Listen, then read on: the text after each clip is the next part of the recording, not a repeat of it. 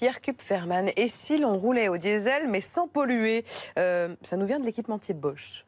Oui, ça peut paraître un petit peu fou, mais Bosch a annoncé hier que ses ingénieurs avaient trouvé un moyen pour réduire les émissions d'oxyde d'azote à un niveau 10 fois inférieur aux normes anti-pollution qui entrent en vigueur en 2020.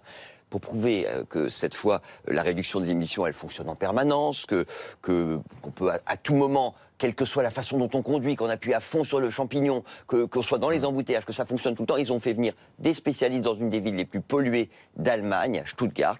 Et là, tout le monde a été apparemment ébahi parce que effectivement on peut, et sans augmenter les émissions de CO2, c'est très important parce que c'est ça la force finalement du diesel sur l'essence, c'est que ça n'augmente pas les émissions de CO2. Et bien là ça marche, et Bosch assure que les ingénieurs ont quand même mis 5 ans à trouver cette solution, et petite cerise sur le gâteau, ça ne devrait pas faire flamber le prix des voitures. Mais est-ce que cette innovation peut être installée sur les anciens modèles ? Alors non, parce qu'en fait, c'est pas un filtre, c'est pas un logiciel, c'est vraiment une réorganisation du moteur qui a été totalement repensée. Et accessoirement, chez Bosch, on assure que grâce à l'intelligence artificielle, demain, eh bien, on pourra même rouler au gazole ou à l'essence sans nuire à la qualité de l'air. Et c'est crédible, vraiment ?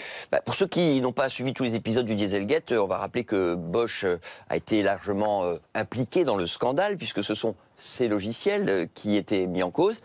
Et on voit mal comment cet acteur, qui est un acteur majeur de l'industrie automobile, prendrait à nouveau le risque de tricher.